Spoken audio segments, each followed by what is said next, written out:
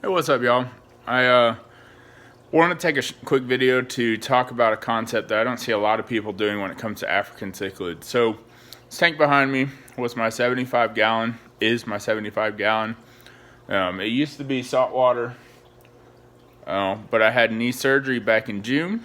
So, basically broke down all of my tanks because I knew I wasn't going to have the time to take care of them, and I couldn't afford to hire somebody to come take care of them for me. So, this was saltwater, and I used to breed African cichlids, and I basically sold everything that I had just to try to help meet ends, because I was going to be out of work for about 6 months.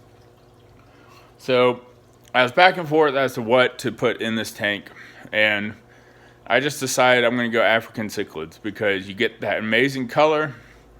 And I didn't do like corals or anything like that. This was more just just fish and live rock in it.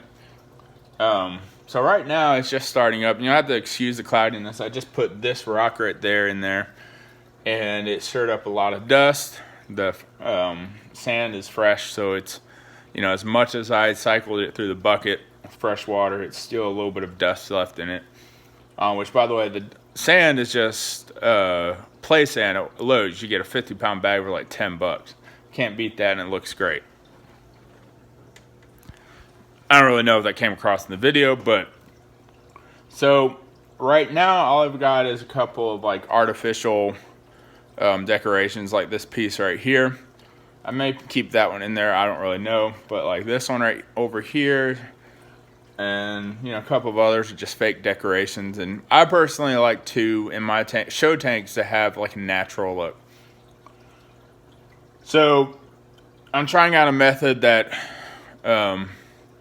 I haven't seen a lot of people, maybe one or two African cichlid keepers try, and that is to use live rock. So like I said, this used to be a 75-gallon saltwater tank, so I've got a lot of live rock just kind of sitting around. So I'm going to try to use it and show you a little concept of what I'm doing with it. So this is what I'm going to do. I'm going to take my old live rock, and I'm going to use it with African cichlids because I believe that it's going to work out pretty well. Now this is live dry rock, or dry live rock. I got it off a bulk Reef supply. It's like $3 a pound, and it's really good quality. Now what I'm doing is I'm kind of making all these fish caves. So you can see I cut that one in, cut that one in. I'm still trying to work it out to where I'm going to try to get that one to where it comes out on this side. But regardless, I think it's going to have kind of a cool look, kind of give a different African cichlid / coral reef type look to it. Now if you say I'm ruining the rock by making all these caves, that's okay to think like that. You may not like what I'm doing, but in the end this rock does have, it's porous and it has miniature caves going all the way through it. So in the end I don't think it's going to ruin it too much. And I think I'll still be able to use it if I ever decide to go back to saltwater aquariums in the future. But as of right now, it's just going to be African cichlid. So that was the reason why I had the light around my neck, so that when I'm cutting, I can actually, have light and make sure that I don't hit pieces like this right here, that if I hit that, this entire chunk's coming off. But in the end, it is kind of cool because that means I, put work into making this work for African cichlids and making all of these caves that, my Africans will use for their homes and stuff like that. And I'm trying to make it to where as those African cichlids grow, they're mostly peacocks. I've got a couple of haps. So I'm trying to make it to where as they grow, they can still use them when they get to that 4 to 5 inch range. Or if they have offspring, which right now I don't know. I don't think I have any females in there, possibly one. They're all so little that it's hard to tell, but I'm going to try to keep it as a male only show tank and then get my breeder tanks up and going as I go. But all you really need to do this is a hammer. Now I'm using a rubber mallet just because it has a little bit more shock to it. You can use whatever hammer you have, and then a screwdriver. Now I like a Phillips head because it's more direct into the point to where I'm trying to cut. But it's pretty easy and, you know, just kind of different. A lot of people use the slate rock, which there's nothing wrong with that. I've done slate rock in my African Cichlid aquariums in the past. But like I said, I'm just trying to try something different, see what it looks like. So I'm gonna finish cutting this all up. I've cut a couple of caves already. I'm gonna try to finish it up and see what it looks like, and then I'll show it in the tank. And there it is, all set up. As you can see, some of the fish are already exploring some of the nooks and crannies. That OB at the bottom seems to already be trying to stake out the territory. Since I've added these 2 rocks, and I also did a water change just to clear up the water and clean up around where that rock was going to go. But as you can see, they're already exploring it, all the caves.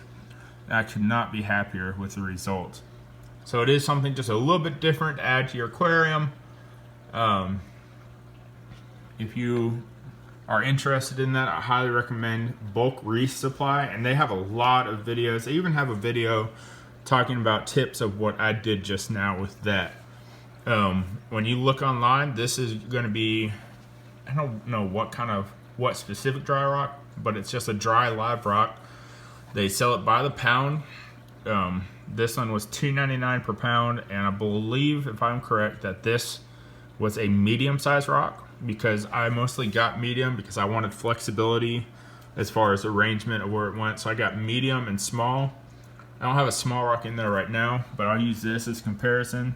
This little artificial piece would be about the size of what a small rock would be, kind of made just to kind of fill it in, branch it out. But regardless, I could not be happier, because as you can see, all my cichlids are starting to claim their territory. That OB seems to really love the bottom part of that rock.